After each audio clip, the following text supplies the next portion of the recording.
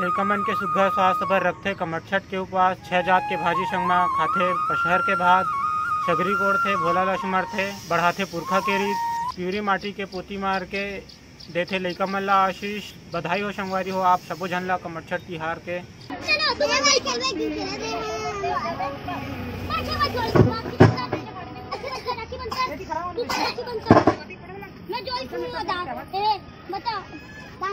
नहीं वो बता दूसरा आँखें बंद करो या बता मैं गिनती गिनो मैं छू दे चल छू दे हाँ जा बिना काबल तो मैं ले काम जा अरे ये है ना मैं स्कूटी में ले काम देखा जा चलो रे छुपाई वाली के रख जा दाम देगा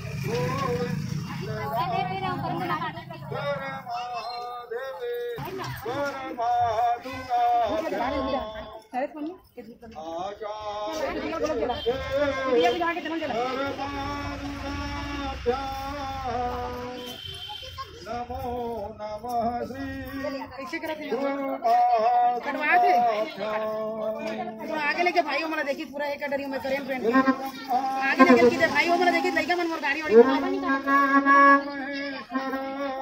आगे लेके की दे भाई साक्षात परब्रह्मा तस्मै श्री गुरवे नमः शिवाय रुद्राय सर्वशक्तिधराय च सर्वज्ञानपदये भूतानापदये नमः सर्वनाथ भगवान सर्वश्री माता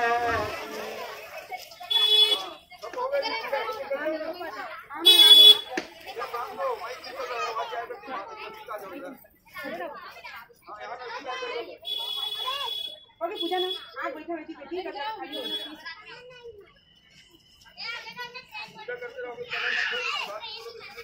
चलो सुनो सही का मोबर हो कृपाल पूजा भेद न जानहूँ सेवत हो तनिहाल हो पूजा ते द्रौपदी फल पाई विख्यात देवकी पाई कृष्ण को मनवांछित हे मात बललगट्टी माता की। पूर्व काल की बात है, एक समय द्वापर युग में भगवान कृष्ण और धर्मराज युधिष्ठिर परस्पर बैठ करके वार्ता कर रहे थे। राजा युधिष्ठिर ने भगवान कृष्ण से प्रश्न किया कि प्रभु, पुत्र से संबंधित मनोकामना को पूर्ण करने वाला जो श्रेष्ठ उत्तम व्रत हो, कृपा करके आप हमको बतलाइए।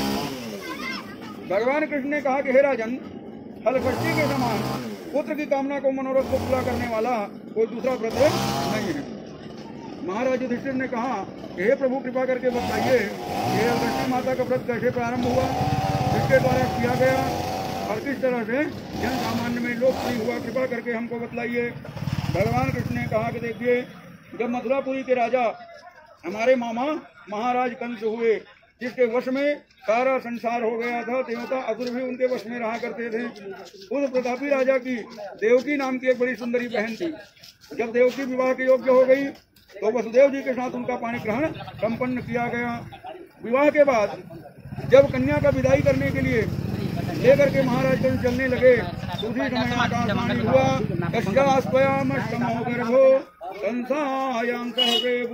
अरे पापी कंस, जिस बहन को तू अपने लाड़ प्यार से पहुंचाने के जा रहा है, इन्हीं का 8वां लाल तुम्हारा काल होगा, काल होगा, काल होगा। जैसे आकाशवाणी को सुना, क्रोध में आकर के पापी कंस देवकी वसुदेव को मारने को उद्यत करने लगे। वसुदेव जी के समझाने पर, वचन देने पर कंस राय जी इन दोनों को कारागार में बंद कर दिया। जेल खाने में देवकी के जितने भी संतान होते गए, वो सभी संतान को पापी कंस मारना प्रारंभ कर दिया। 6 बालक मारे गए। 7वां जब गर्भ आया तो देवकी उस गर्भ की चिंता में बड़ी बेचैन व्याकुल हो रही थी, क्योंकि संतान गर्भ में आते तो हैं, जन्म लेंगे और जन्म लेते ही पापी कंस को समाप्त कर देंगे। मैं इनकी रक्षा कैसे करूं? चिंतातुर होकर के बैठी हुई थी देवकी। और ठीक इसी समय देवर्षि नारद जी का आगमन हो गया। नारद जी को आते हुए देख करके देवकी आगे बढ़ करके झुक करके चरणों में नमन की। नारद जी ध्यान से देखे कि देवकी का चेहरा कुमलाया हुआ है। नारद जी ने कहा कि देवकी, तुम्हारे दुख का कारण क्या है? क्यों दुखी मन होकर के, उदास होकर के बैठी हुई हो?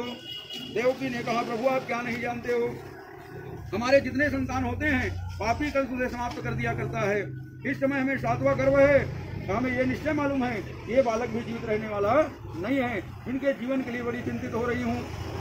नारद जी ने कहा, देवी चिंता मत करो, मैं तुम्हें एक व्रत के विषय में बतलाता हूँ। इस व्रत को जल्द तुम विधि विधान के साथ संपन्न करोगी तो तुम्हारे पुत्र का कोई बाल विवाह का नहीं कर पाएंगे।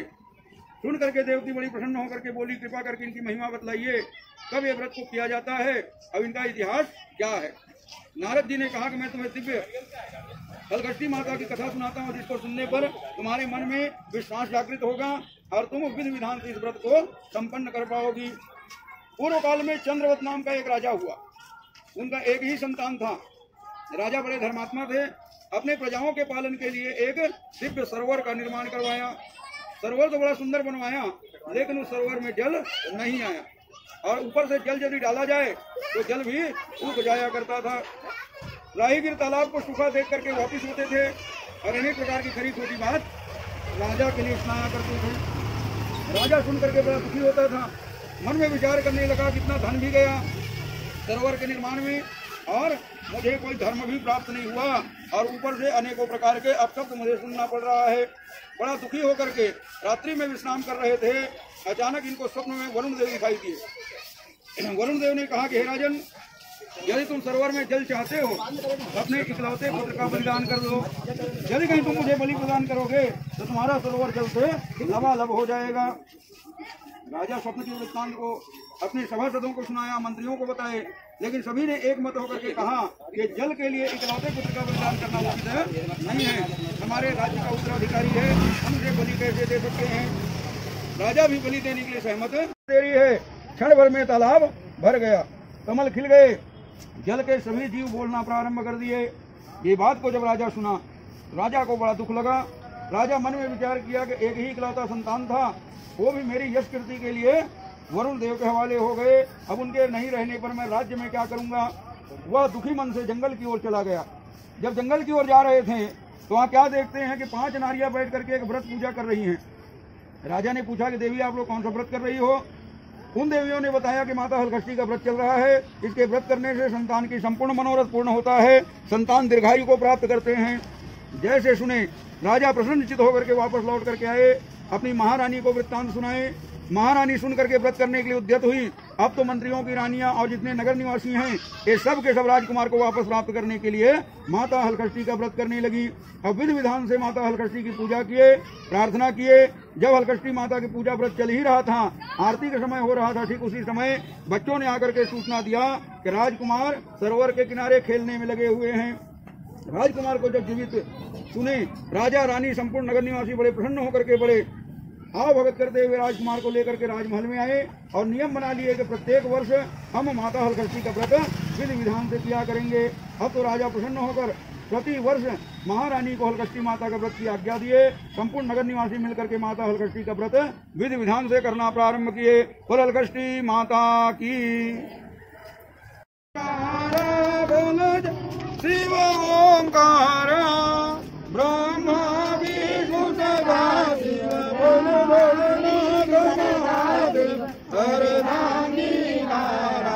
ओम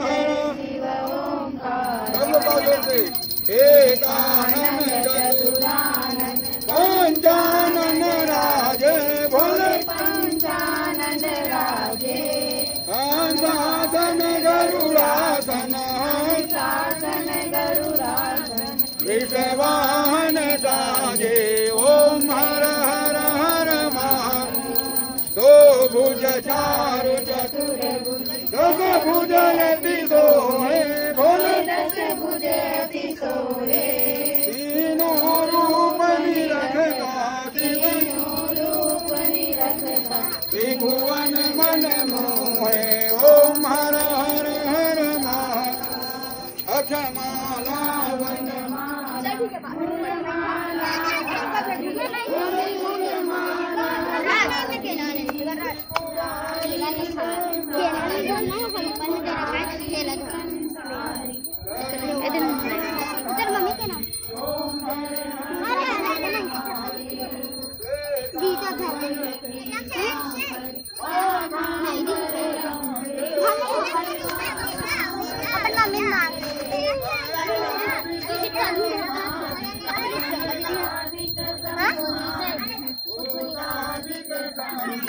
बोलिए सब कुछ